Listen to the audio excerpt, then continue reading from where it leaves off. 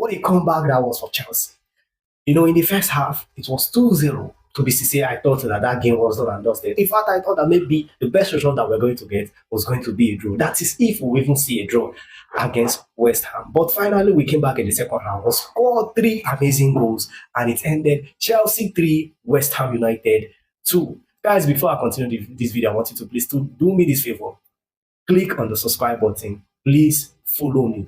If this is the first time you're seeing my video, this is the only way you have to support me. You can also like, share, and comment. Comment your thoughts in this video. I will be in the comment section to interact with you. So let's continue. Why were we in that situation in the first half? 2-0 down in the first half. That is because of rotation. 7 changes. That was what we made to the starting of that game. 7 changes. And this is not the first time that we have heard about this change. You know, Enzo Maresca said something like this.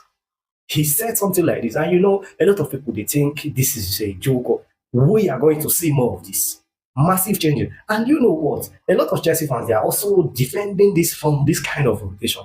You don't do this when you don't have good depth, good squad depth. We don't have good second 11. That is just the truth. Jamie Gates is not of the standard. Garnacho as well. Let me just say, Garnacho is a player. We knew this already. Manchester United fans, they told us about Garnacho. He is best suited coming into the second half. Since he came to Chelsea, I will say that most of the games that he have had very massive impact was the games that he came in the second half. He is a very good sub. Coming in the second half, playing against tired legs, is where he's best suited. That is where you will see Garnacho perform exceedingly well. So starting him, you could see what against Wan-Bissaka, he was the worst player in that pitch. He was horrible, awful. A lot of loose touches, his pass, and I don't really blame him. Chelsea they just refuse to learn. That is just it. We refuse to learn. We'll keep on repeating the same mistakes over and over and over again. And Liam Rosina, the Chelsea coach, I feel very sorry for him. The same situation that Enzo Maresca was in, that is the same situation that he is in. If you're still denying it or you are doubting this, I believe you are just delusional. You are a delusional Chelsea fan. The same situation or what Enzo Maresca told us that was his problem. Liam Rosina still have those same problems.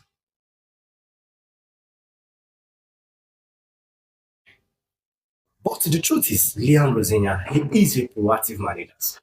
He saw that the bad effect of those changes, those 7 changes that he made, he brought in, he made his substitution as a proactive manager, which he is.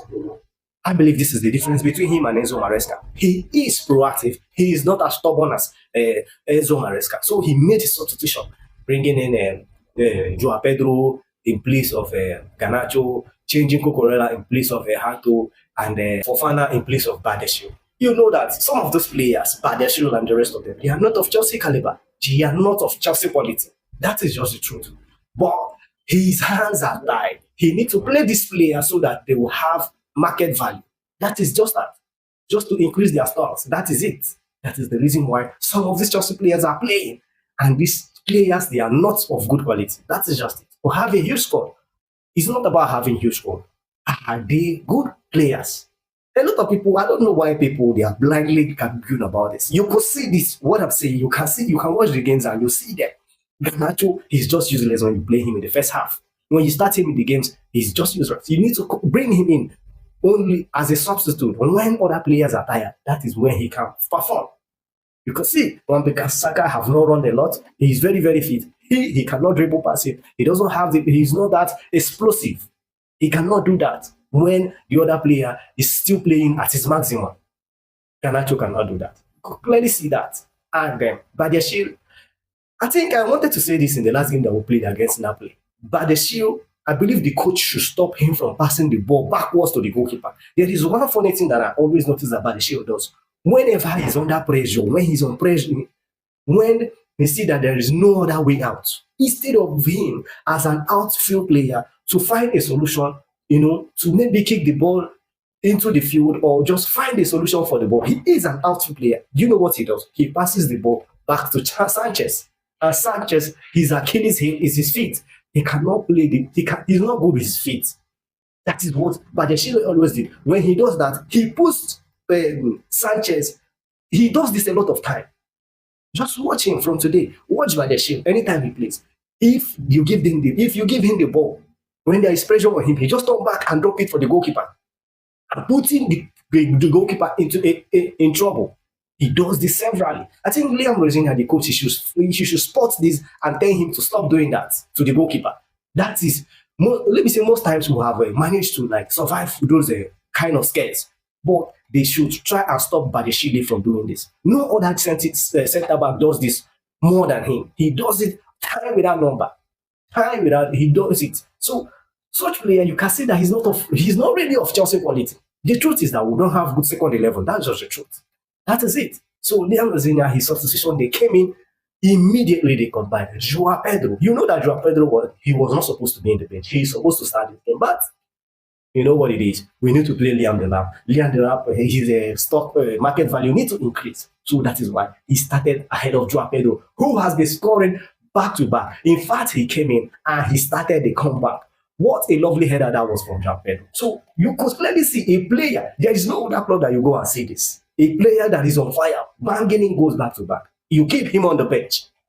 You don't see this in other clubs. But some Chelsea fans are delusional. They always argue about this. So the third goal, the second goal, sorry, came from Cucurella.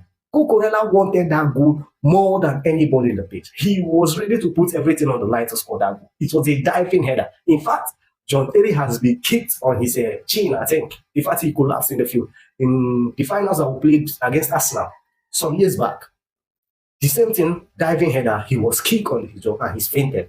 That was the same flying header. Cucurella wanted to score the goal more than anybody. 2-2 it was.